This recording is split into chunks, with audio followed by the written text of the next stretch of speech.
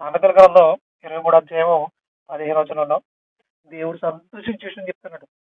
దేవుడు చాలా సంతోషపడే విషయం అంట అది. ఒకసారి చదువుదామా? సామెతల గ్రంథం 23 అధ్యాయము 15 వచనం.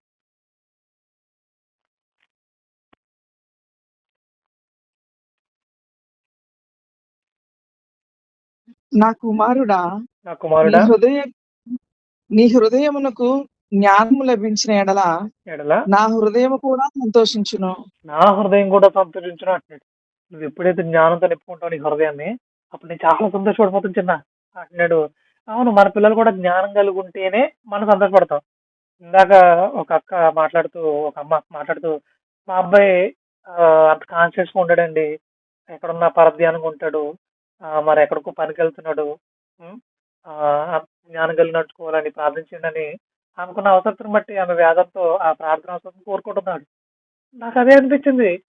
దేవుడు కూడా ఇదే, తన పిల్లలు అజ్ఞానంగా ఏదో ఎవరో నేర్పించారని చెప్పేసి ఏదో క్రమాన్ని పాటించేసి, ఇంకొకళ్ళు ఎవరో చెప్పేశారని చెప్పేసి ఇంకోటి ఏదో చేసేస్తాం కాదు నాయనా. ముందు మీ హృదయంలో జ్ఞానం నింపుకోండి, నాకు అది సంతోషం. వాడెవడో చెప్పిన వాడిని పాటిస్తానంటే మీరు జ్ఞానం నింపుకోకుండా అసలు నాకేంటి ఉపయోగం, నాకేంటి సంతోషం అని అంటున్నాడు ఆయన. కాబట్టి తన పిల్లలు జ్ఞానం కలిగి నడుచుకోవాలని దేవుడు కోరుకుంటున్నాడు మనలాగే. మన పిల్లలు కూడా జ్ఞానం కలిగి ఉన్నప్పుడు చాలా సంతోషపడతాం కదా. ఇప్పుడు దేవుడి పిల్లలుగా మనందరం కలిసి మనం కూడా జ్ఞానంతో నింపుకుని జ్ఞానం కలిగి అడుగులు వేస్తున్నప్పుడు, జ్ఞానం అంటే ఏంటి ఫస్ట్ ఆఫ్ ఆల్ అది అడుగుతున్నా, జ్ఞానం అంటే ఏంటి అని అంటే, ఇప్పుడు మనం చదివాం కదా, యోహాను సువార్త 9:31 వచ్చిన, ఎవరైతే దేవభక్తులు ఉంటారో వాళ్ళే జ్ఞానవంతులు. అంటే ఎలా అయితే దేవుని ఎదుట భక్తి కలిగి నడుచుకోవాలనుకుంటున్నామో అదే జ్ఞానం. ఇప్పుడు మరి యేసుక్రీస్తు వారు పుట్టినప్పుడు జ్ఞానులు వచ్చారట కదండి, తూర్పు జ్ఞానులు అంటారు కదా. ఇప్పుడు ఆ జ్ఞానులు ఎవరు? వాళ్ళు ఏమైనా స్పెషల్ గా చేయబడిన తయారైన వ్యక్తులా? కాదు. ఎవరైతే ఎవరైతే ఇదిగో రక్షకుడు పుట్టాడంట, ఆయన మనం గుర్తించాం. అంటే ఎప్పటి నుంచో ఈ చరిత్ర నడుస్తుంది అప్పటికే. ఇదంత పెద్ద చరిత్ర. ఆ చరిత్రలో ఎక్కడో మూలన్న వాళ్ళు, వాళ్ళు ఇస్రాయేల్ కూడా కాదు, యోధా ప్రజలు కూడా కాదు, ఎక్కడో మూలన్న వాళ్ళు. ఆ మూలన్న వాళ్ళకి యేసుక్రీస్తు ఎలా తెలిసింది అంటే, ఎప్పుడైతే ఈ ఎస్తేరు అహష్వేరోషు కాలంలో జరిగిన కార్యాలు ఏతున్నాయో అప్పుడు మొత్తం అందరూ కూడా అందరికీ కూడా ఈ వార్త వెళ్ళింది. ఎక్కడెక్కడ యూదులు ఉన్నారో ఎవరిని చంపొద్దు, అక్కడ ఆపండి అన్నప్పుడు అక్కడికి ఈ వార్తలన్నీ వెళ్ళి, ఈ ధర్మశాస్త్ర సంగతులన్నీ వెళ్ళి, అక్కడ ఉన్న యూదులందరూ కూడా, అక్కడ ఉన్న వాళ్ళందరూ చాలా మంది ఈ యోధా మతాన్ని అవలంబించారంట రాయబడి ఉంటుంది. యోధా మతాన్ని అవలంబించడం ద్వారా చాలా మంది సంగతులు నేర్చుకున్నారు, తెలుసుకున్నారు. దాని ద్వారా వచ్చిన సంతానం ఏదైతే ఉందో ధర్మశాస్త్రంలో, ఈ బైబిల్ గ్రంథంలో ఈ విషయాలు రాయబడ్డాయి. ఎప్పుడైతే యూదయలో నక్షత్రం చొక్క వెలుస్తుందట, సో అది మీరు గుర్తుపట్టి ఆయన దగ్గరికి వెళ్ళి ఆయన పూజించండి అని వాళ్ళు పేదర్లు చెప్పగా విని ఉన్నారేళ్ళు. ఎప్పుడైతే ఆకాశంలో ఒక వింత నక్షత్రం కనబడిందో దాన్ని వెంబడించుకుంటూ వచ్చేసారు. దేవుడు వాళ్ళని జ్ఞానులు అంటున్నాడు. వాళ్ళేమో గొప్ప వాళ్ళ డబ్బున్నోళ్ళు అంటే కాదు. ఎవరైతే ఆయన ఇష్టాలను కనుక్కుంటారో, ఎవరైతే ఆయన చిత్తాలను కనుక్కుంటారో దేవుని దృష్టిలో వాళ్ళే జ్ఞానులు. కానీ లోకంలో చాలా మంది జ్ఞానులు ఉన్నారు, లోక సంబంధమైన జ్ఞానం కలిగిన వాళ్ళు. వాళ్ళు వాళ్ళు చాలా తెలివైన వాళ్ళు, వాళ్ళు కోట్లు సంపాదిస్తున్న వాళ్ళు ఆల్రెడీ. కానీ దేవుని దృష్టికి వాళ్ళు జ్ఞానులు అయితే రారు. ఎవరైతే ప్రతిరోజు ఆయన జ్ఞానంతో ఆయన చిత్తం తెలుసుకునే పనులు ఉన్నారో వాళ్ళే జ్ఞానులు దేవుని దృష్టిలో. వాళ్ళే జ్ఞానులు. నన్ను అడిగితే మీరు మహాజ్ఞానులు అని చెప్తాను నేను. ఎందుకంటే ప్రతిరోజు రకరకాల కోణాలను దేవుని జ్ఞానాన్ని నేర్చుకుంటున్నారు, దేవుని ఇష్టాలు నేర్చుకుంటున్నారు, దాన్ని మీ బ్రతుకులో నెరవేర్చాలని ఆశపడుతున్నారు. నిజంగా మీకంటే జ్ఞానాలు ఎవరు ఉంటారు దేవుని దృష్టిలో? అంటే నేనేది మిమ్మల్ని పొగడాలని కాదు, కానీ ఎవరైతే దేవుడి జ్ఞానాన్ని నేర్చుకోవాలని ఆలోచన ఉన్నారో వారే దేవుని దృష్టిలో జ్ఞానులు. అలాంటి ఆలోచన లేని వాళ్ళు ఎవరైతే ఉన్నారో వాళ్ళందరూ దేవుని దృష్టిలో ఎవరు? అజ్ఞానులని బైబిల్ చెప్తుంది, నేను కాదు. ఓకేనా? ఇది దృష్టిలో పెట్టుకోవాలి. ఇక తర్వాత ఇప్పుడు ఎవరైతే హృదయం జ్ఞానం నింపుకుంటారో వాళ్ళు దేవునికి సంతోషం కలిగి చేసిన వారు అవుతారట. తన పిల్లడు జ్ఞానం కలిగి ఉండాలని దేవుడు కోరుకుంటున్నాడు. ఇక తర్వాత సామెతల గ్రంథం 4వ అధ్యాయము 4వ వచనం చెప్తున్నాడు. మీరు వినడం మాత్రమే కాదు, ఎంత బలంగా నా మాటలు పట్టుకోవాలని ఆయన చెప్తున్నాడు. ఒకసారి చదువుతామా? సామెతల గ్రంథం 4వ అధ్యాయం 4వ వచనం. ఆయన నాకు బోధించుచు ఇట్లా నేను, నీ హృదయం పట్టుదలతో నా మాటలను పట్టుకొననిమ్ము, నా ఆజ్ఞలను గైకొని ఎడల నువ్వు బ్రతుకుదువు. నీవు బ్రతుకుదువు. ఏ విధంగా బ్రతుకుదువు? ఒకానొక టైంలో ఆదాముతో మాట్లాడుతూ, "ఈ పండు తింటే నువ్వు చచ్చిపోతావు" అన్నాడు. మరి ఆళ్ళు చనిపోలేదే. ఇప్పుడు నువ్వు బ్రతుకుదువు అంటున్నాడు. ఏ విధంగా బ్రతుకుతారు? అంటే ఎప్పటికి బ్రతికే ఉంటారా? చనిపోరా?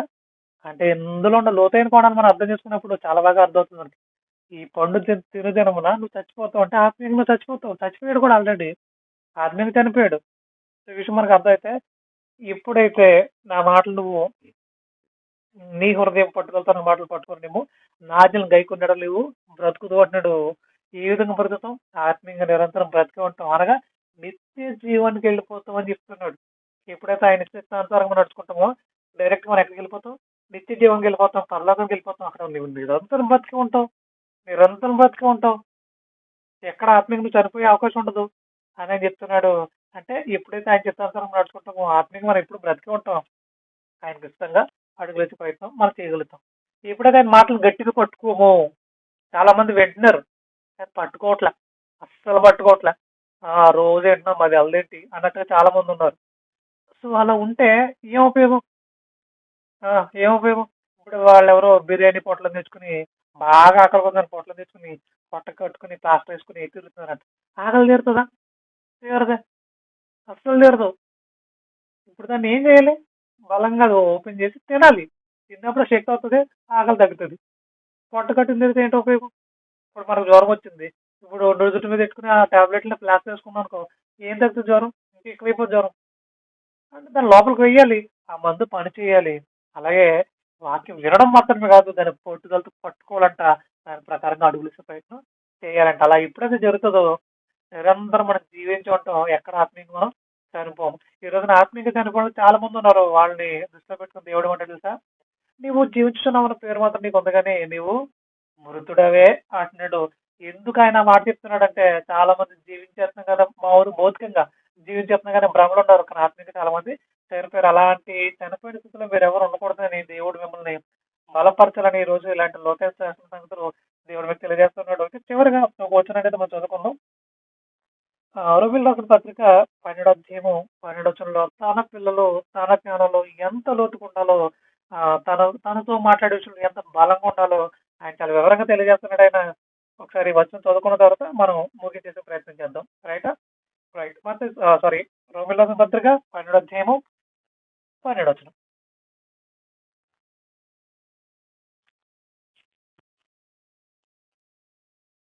12 అండి. కాపాడండి.